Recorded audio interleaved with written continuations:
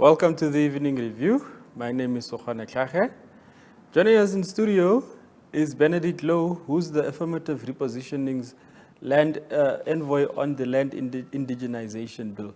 Before we go into that interview, have a look at the headlines.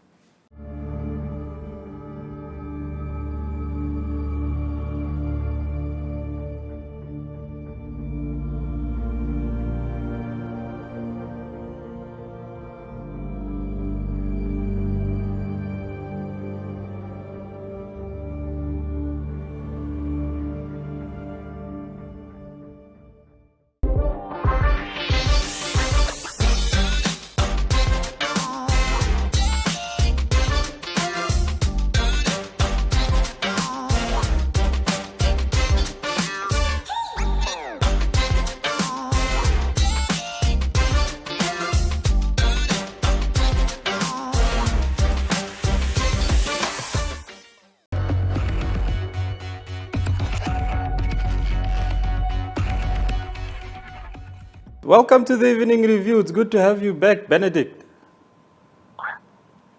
Good morning, and thank you for having us. You were appointed as the land envoy on the as a parliamentary envoy on the Land Indigenization Bill. Last year, when we had this conversation, you explained the purpose.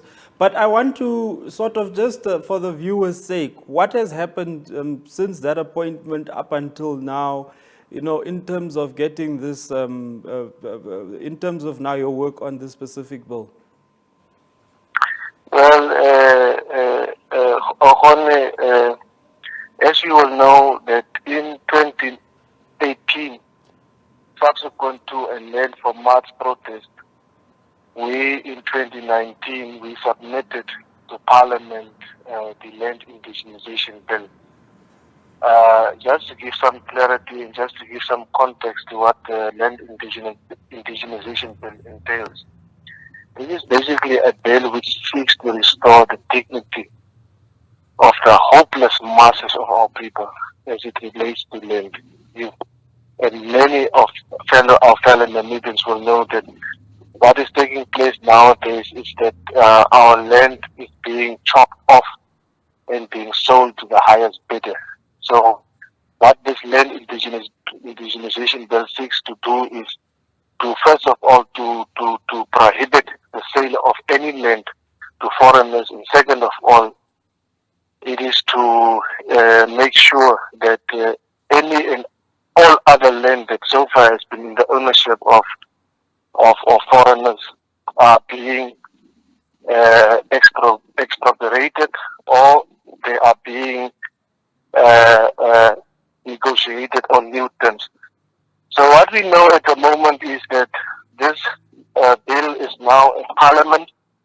It is receiving the necessary attention, but unfortunately, because of the COVID pandemic, what happened was that the parliamentarians only came back in September. So as a result of that, there has been some delay because the bill has been referred to the Constitutional Committee or the Parliamentary Committee on Constitutional Affairs. And so far, Erika Kandetu, the Secretary to Parliament, has not reverted back to us. But we remain hopeful that within time, this bill is going to be escalated to the relevant committees, and that we finally see the fruition of this bill. And then there's the issue now, very topical issue lately, is that of the red line. Would you say and there are views that yes, the red line must be removed, but before we remove the red line, you know, let's improve the quality of farming in the north versus let's just remove the red line in totality and do away with it. It's prohibiting farmers in the northern communal areas from prospering and so forth. How should we approach this issue? Yes, With regard to the red line, what we are saying is that all the forces, the progressive forces within the country, including some affected northern Kenyan government, are in principle in agreement with the fact that we need to remove the red line. First of all, the red line at the moment only seeks to benefit the white minority, which is led by the meat producers cartel. Of the, most of them which are located in the southern parts of the DCS. And this has been ongoing since ever. And what we are saying today is, and we make a classic example, we make a classic argument, for example, Okonde, that if you have two kids in the house, in what is supposed to be the Namibian house, but at the end of the day, you seem to prefer one kid over the other one at the expense of the other one. What you're actually bringing about is you are bringing about discord within this particular family. So what we are saying is that we need to bring some sense of fairness in the whole redistribution. Not only redistribution, but because if you have to look at things, if you have to look at the genocide and the removal of the red line, there should be no contradiction whatsoever between those who are advancing, for example, the cause of genocide. The cause of genocide is the genocide which took place between 1904 and 1908. The erection of the red line was done in 87, 1897. I'm speaking under correction. So, in essence, there should be no contradiction whatsoever in terms of these different causes. Because at the end of the day, what you will realize is, is that the very same ones who were part and parcel of forcefully dispossessing indigenous Namibians then were in fact those ones who perpetrated these heinous crimes of genocide against our people. So in our fight in removing the red line should not be not only confused, but should not be deflated because there's a genocide case ongoing. It should not be. And that is why we say in the Affirmative Repositioning movement that our democracy is constituted of three very important arms of state. That is the legislature, that is the judiciary, and then you have the executive. Currently, you have the executive that is seized with the question of genocide. And that's a blunder on their own, in which they, despite the calls, despite an earlier agreement leading up to the latter part of 98-99, there was a standing agreement for the affected community members to be consulted. What did government do? Government perverted the whole situation then because of power dynamics in parliament. And that's why they ran with this thing at the end of the day, leaving the affected communities in the dark. That's why you will have today the discontent around the genocide issue. But what we are saying with regard to the removal of the red line also, Ohane, is this, that the red line is a construct which has been established. First of all, it was hopefully for noble intentions, which was to contain the foot and mouth disease. But first of all, it was the rinderpest. Later on, it was used also to contain the FND by literally and physically separating Namibia into two divides, where you have the NC, the northern, northern communal areas, and then you have the southern areas. The southern parts of which mostly consisted of commercial, 6% white minority farmers. In the bigger scheme of things, if you look at this, it is nothing but an anti-black agenda to make sure that those who are continuing to be used as a labor reservoir, they continue to do so, while they're in the mean, they are continuing to exploit the resources of the South, including the land for cattle or for animal husbandry purposes. But what we are saying today is that 30 years post-independence, there ought to be no line in the form of the PCF dividing Namibia. Let's look at the U.S. and Mexico, for example. In the 1968, 1969, for the first time when the U.S. realized that in the eastern coast they came across, there was an outbreak of FMD. What did they do? They, as opposed to the distortion of facts, what the current meat producers cartel is doing, what they did then was that they said to Mexico, listen, let us sit around this thing, let us put our heads together and deal decisively with this FMD. What did they do? They sent in cars with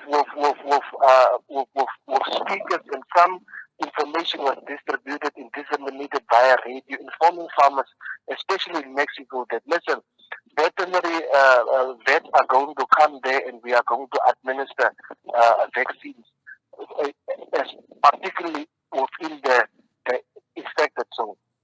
What then happened was that more than 600 million vaccines were administered in between the U.S. and Mexico. Today, today the U.S. is free of FMD. So why can't Namibia and Angola not do the same? And the fear that Angola farmers will, at the end of the day, because it will seem that these ones were advocating for the remain or the sustenance of the red line. The only argument they have is that the Angola farmers, which we know by now, there are a few 100,000, at least 300,000 to 400,000 cattle roaming there alone, which from time to time goes in and out of Angola. But the problem which we have is not the whole northern communal area. Our infected zone is confined particularly within the Zambezi region, where you have particularly your buffalo and all of these other animals which forms part of the Olivia family, the cloven family. So our problems exist in the Zambezi region. So if we could, including the 6% who are so focused and so worried about the monopoly industry which they currently command, if all of us consolidate our forces, if all of us consolidate our efforts, and we go straight where the infected area is, we go to the epicenter of this FMD, which is the Zambezi region, then we can decisively deal with that.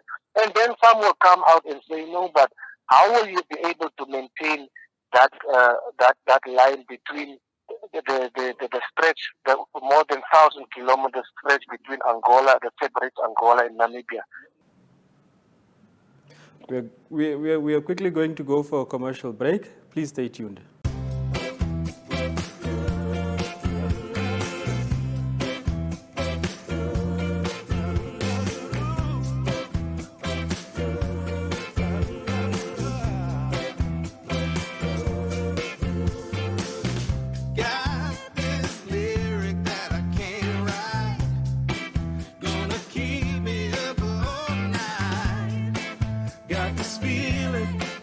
Got this feeling that I can't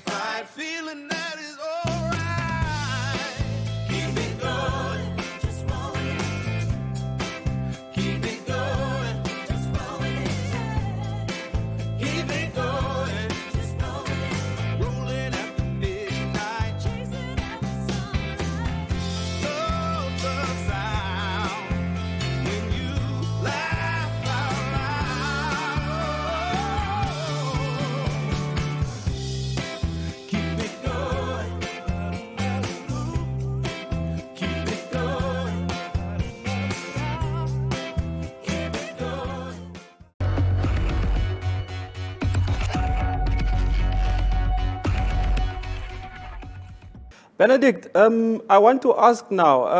It seems like your movement does not have an official position on the issue of the genocide, and the movement now, the AR movement. And when questions are asked, the response usually seems to be, we will not be dictated to what our agenda should be.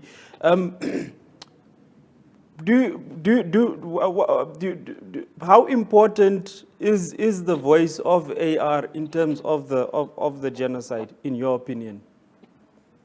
Look, what they are saying in the affirmative repositioning movement is this: that the genocide issue is an issue that has been there since 1908, subsequent to those heinous crimes, and it's something which has been there 30 years post it from independence in March 1990. It has been there. So that some had to now wake up now, and then at the end of the day, all of us, we should now, the country should now stand still. We should now, for example, forget that. No, for example, if a murder or if a corruption or whatever is taking place is going to take place, then we have to stop prosecuting murderers. We have to stop prosecuting thieves, because now all of us, we have to now divert our attention to the issue of genocide. It is the narrative which wants to be projected as if AR is neutral or just folding its arms while we command a clear influence in the politics of this country. That is it's a misinterpreted posture, which is obviously being taken, especially led by some elements using media to paint us as such.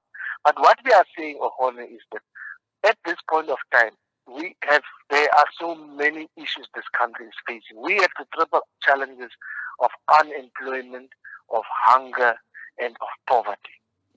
So should we now say that, okay, because of the genocide issue, because some are now, because it is an emotive issue, then now, because it's an emotive issue, we should all now do away with whatever this country is currently facing.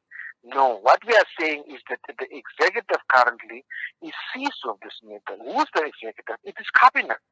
This thing is, even yesterday they were at length, they were discussing it this past week. They are discussing it in Parliament. So let us allow for Parliament to ventilate itself on this issue. At the end of the day, it is them who is going to sign on that dotted line finally to say that, listen, we accept this or not. But in the meantime, all that we and the Namibian public at large, what we can do is we can vent, we can register, we can articulate our issues through various methods and platforms. And we have our platforms. But does it say that no, we are not using our platforms? We have so many causes, a key of which is the return of the land to its rightful owners, which is the indigenous people of this country. Thank you so much for joining us on the Evening Review. You're welcome. Thank you for tuning in. Good night.